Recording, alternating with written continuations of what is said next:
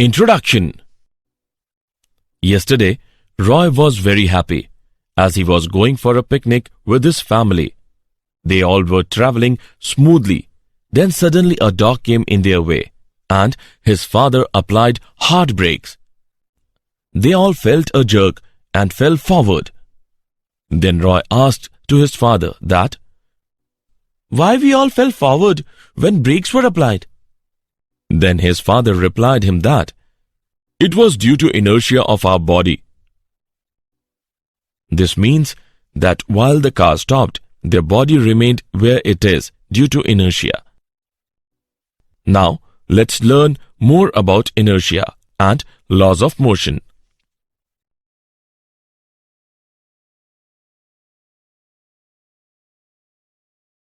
Objectives. At the end of this lesson, you will be able to understand Aristotle's fallacy, define law of inertia, define Newton's laws of motion, define impulse, know the law of conservation of momentum, calculate equilibrium of a particle, learn common forces in mechanics, define circular motion, solve problems in mechanics.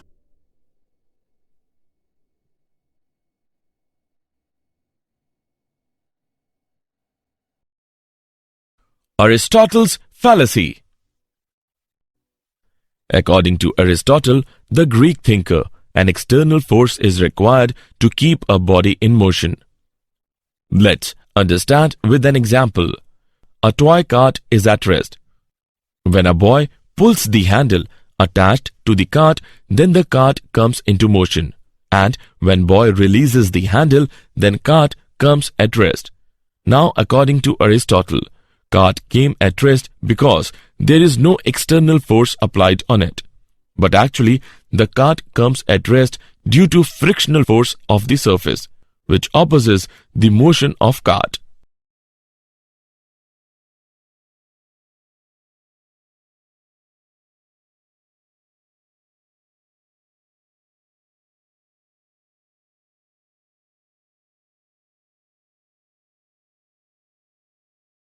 Law of inertia. The inertia of a body is the property of the body by virtue of which it opposes the change in the position of the rest or of uniform motion of the body in the absence of external force. Inertia of a body is directly proportional to its mass.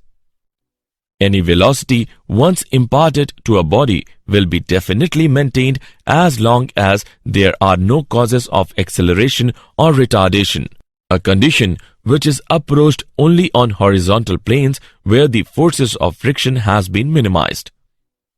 Let us take an example. In the case of a plane which is sloping downwards, there is already present a cause of acceleration. In the case of a plane which is sloping upwards, there is already present a cause of retardation. In the case of horizontal plane, there is a constant motion.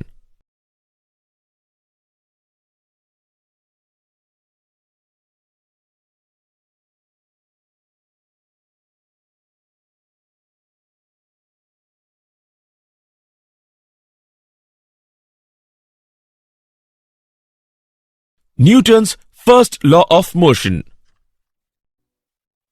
Newton's first law of motion states that every body continues to be in its state of rest or of uniform motion in a straight line, unless compelled by some external force to act. If the net external force on a body is zero, its acceleration is zero. Acceleration can be non-zero only if there is a net external force on the body.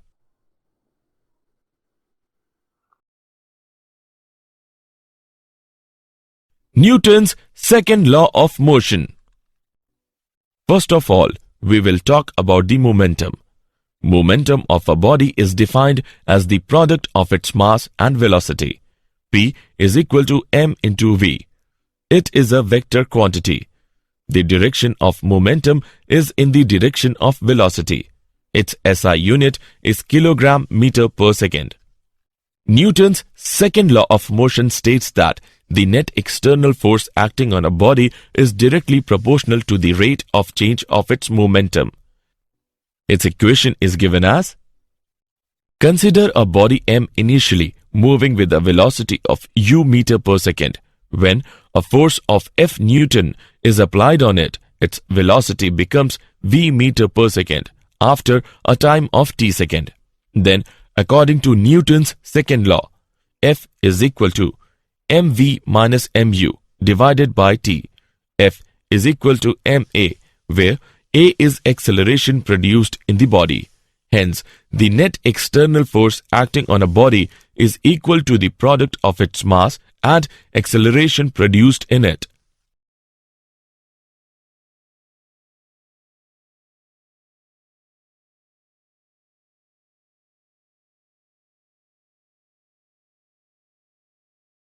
Example: constant force acting on a 8 kg mass change its speed from 2 meter per second to 3.8 meter per second in 25 seconds.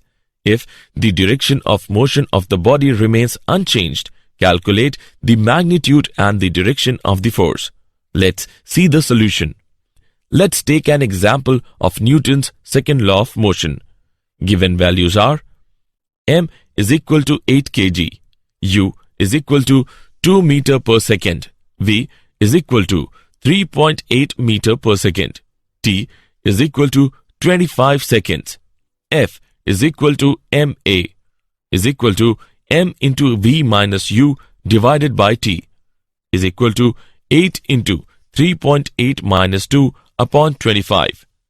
Force is equal to 0.58 Newton. Because the direction of motion does not change but magnitude of velocity increases, therefore force must act along the direction of motion.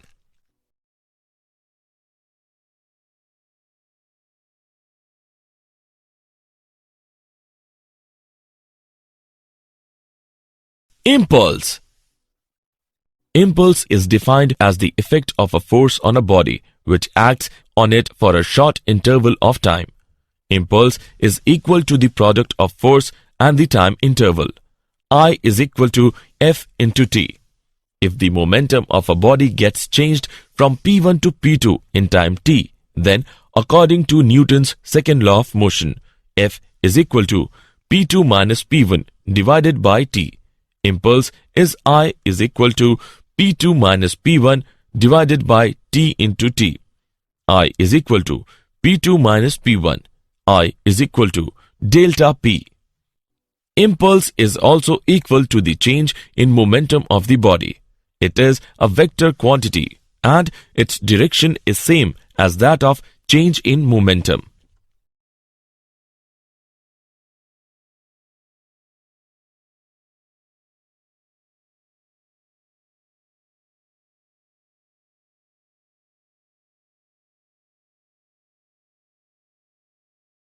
Newton's third law of motion. Newton's third law of motion states that to every action there is always an equal and opposite reaction. Action and reaction are equal in magnitude, opposite in direction, and act on different bodies. A man rowing a boat with the help of oars, a ball is bouncing on the ground are the examples of Newton's third law of motion. Consider a pair of bodies A and B. Then FAB is equal to minus FBA.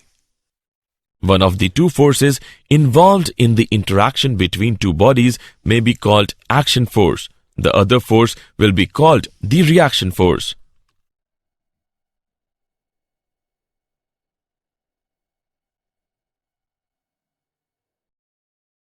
Conservation of momentum. Isolated system.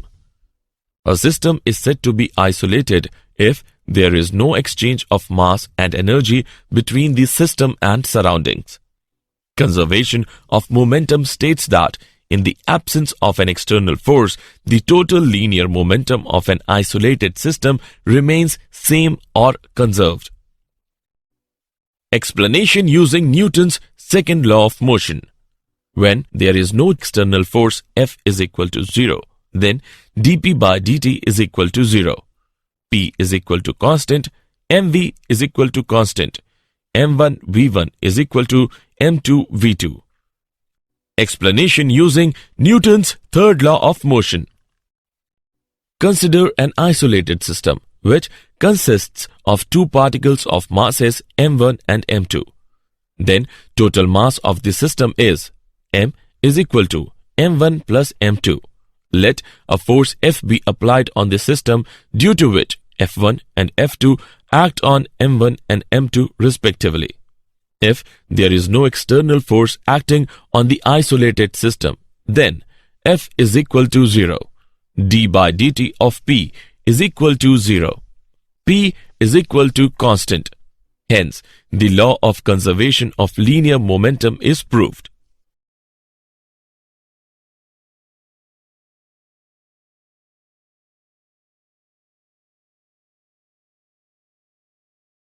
Equilibrium of a particle.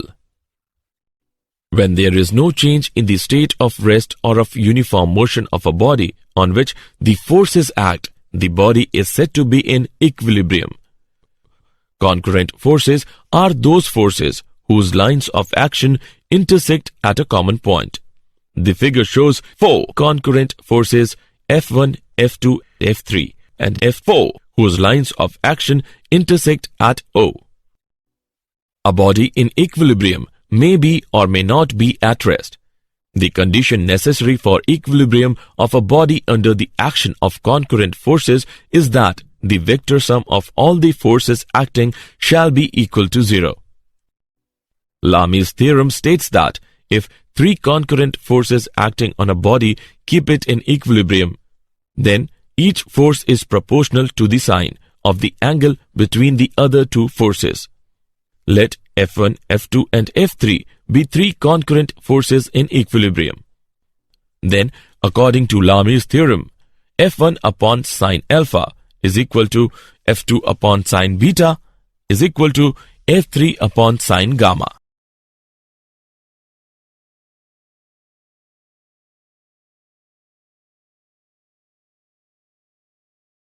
Common forces in mechanics. In mechanics, we encounter several kinds of forces. The main contact forces in mechanics is friction. Friction. It is defined as an opposing force which is set up between the two surfaces in contact when one body slides or rolls or tends to do so on the surface of another body. It acts on both the bodies tangentially on the surfaces in contact and obeys the Newton's third law. Limiting friction. The force of friction between two bodies in contact when one body is in position to just begin to slide over the surface of another body. Static friction. The force of friction between two surfaces in contact before one body actually starts moving on the surface of another body.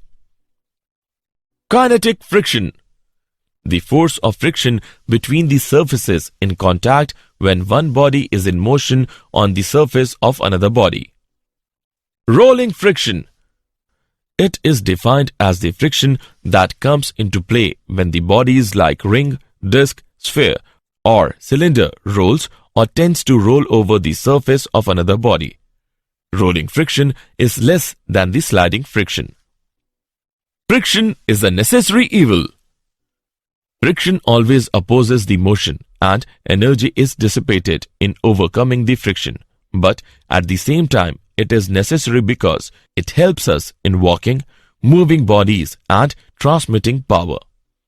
Methods of reducing friction. Friction can be reduced by reducing the value of coefficient of friction for the two surfaces in contact. This can be done in the following ways. Number 1. By polishing. Number 2. By lubricating using lubricants. Number 3. By converting sliding into rolling.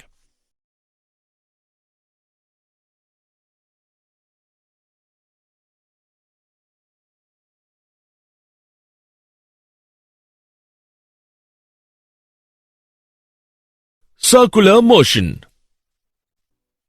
When a body moves on a circular path, then its motion is called circular motion. And if a body moves on a circular path with a constant speed, then its motion is called uniform circular motion. Forces on the body is given by F is equal to ma is equal to mv square upon r. It is always directed towards the center of the circular path. Therefore, it is known as centripetal force. Some examples of horizontal circular motion are: Number 1. Vehicle taking a circular turn on a level road. When a vehicle takes a circular turn on a level road, the force of friction between the tires of the vehicle and road provides the necessary centripetal force to the vehicle. The maximum speed with which a vehicle can take a circular turn of radius r on a given road is given by V is equal to under root mu rg, where V is equal to speed of the vehicle, mu is equal to coefficient of friction. Number 2. Banking of roads. In hilly areas, circular turns are very frequent and sharp. Therefore, roads are made in such a way that their outer edge is slightly raised than the inner edge, so that sufficient centripetal force could be provided. If the vehicle takes a circular turn of radius r on a banked road with speed v, tan theta is equal to v square upon rg, where theta is the angle of banking. Number 3. Bending of a cyclist. A cyclist always bends himself with the vertical while taking a circular turn on the road, so that he could provide himself a sufficient centripetal force.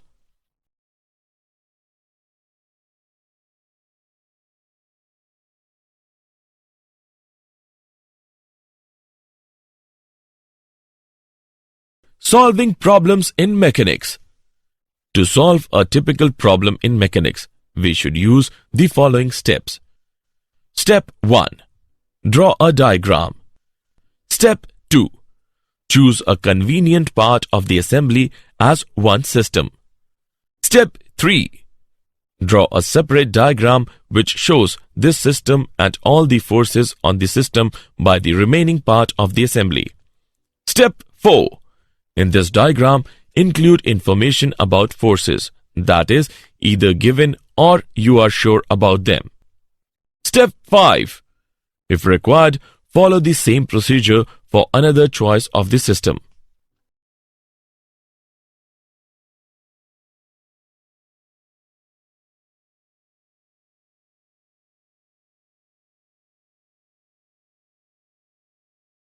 Did you know? Sir Isaac Newton was born in 1642, the same year that Galileo died. He was born in a poor farming family. He was sent to study at Cambridge University in 1661. In 1665, Newton observed the fall of an apple. This simple incident prompted Newton to explore possibility of connecting gravity with the force that kept the moon in its orbit. This ultimately led him to the universal law of gravitation. 1 dyne of force is that much force which produces an acceleration of 1 centimeter per second square in a body of mass 1 gram. 1 gram weight of force is the force with which a body of mass 1 gram is attracted towards the center of the earth.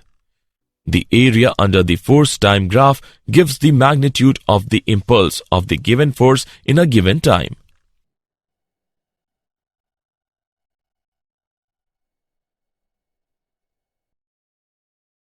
Summary. Let us summarize what we have learned. Gravitation is a natural phenomena by which physical bodies attract with a force proportional to their masses. The inertia of a body is the property of the body by virtue of which it opposes the change in the position of rest or of uniform motion of the body in the absence of external force. Newton's first law of motion states that every body continues to be in its state of rest or of uniform motion in a straight line unless compelled by some external force to act. Newton's second law of motion states that the net external force acting on a body is directly proportional to the rate of change of its momentum.